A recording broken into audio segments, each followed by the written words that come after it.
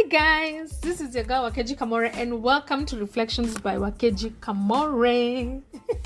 Good morning, good afternoon, good evening and happy new week from wherever it is that you're listening from. Thank you so much for tuning in, for following through with this Bible summary, and hopefully that you're sharing this audio or the podcast link with as many of your friends as possible. So today I'll be covering Leviticus chapter 24. And guys, we're almost done. Leviticus has 27 chapters, so 3 more chapters. And then we're done with this book. And honestly, I'm excited to be done. So in chapter 24, God gives instructions for preparing the lamps in the meeting tent, what to do when a blasphemer entered the camp. And he also provides instructions to Moses on how to deal with this and other situations. So let's get straight into the summary.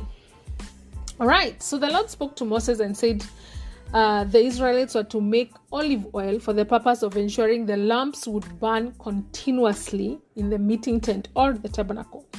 Aaron was to be sure that the lamps were placed on gold lampstands in front of the Ark of the Covenant, and the light was to burn all night until morning. And sometimes it actually was to burn even during the day. Also, the Lord said that they would take the finest flour and make 12 loaves of bread. And the bread was to be arranged into 2 stacks that were to be placed on the table of pure gold. Incense was to be burned near the bread, and the bread was supposed to feed Aaron and his sons because they were responsible for caring for the offerings presented to the Lord. Then there's a son of an Egyptian father and an Israelite mother who got into a fight with an Israelite. So the young man took the name of God in vain and in a blasphemous manner. I have a feeling this word will disturb my head. Blasphemous manner. When the people heard him, they brought him in front of Moses for his offense. And then the Lord issued his judgment to Moses.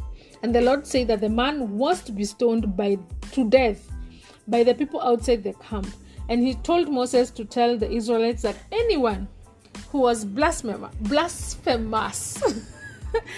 is to be stoned to death, whether the person was an Israelite or a foreigner. They were to be executed by means of stoning. God went on to give more instructions, including the decree to put anyone to death who kills any other person. If a person injures one person, the person was to receive the same injury. For example, if a person knocked someone's tooth, then their tooth would be knocked out in return. Also, he said that if anyone kills an animal, they must reimburse the owner for the cost of it and give them another animal to replace it. That's just basically the end of the chapter. And I know the last part of that chapter is heavy with, basically the eye for eye kind of justice. I, however, do not want to dwell on this because I know that I covered this in Exodus chapter 21. So if you would like to refresh your mind, please look out for the podcast on the summary of Exodus chapter 21. There is something that is mentioned in this chapter that I would like us to draw our attention to.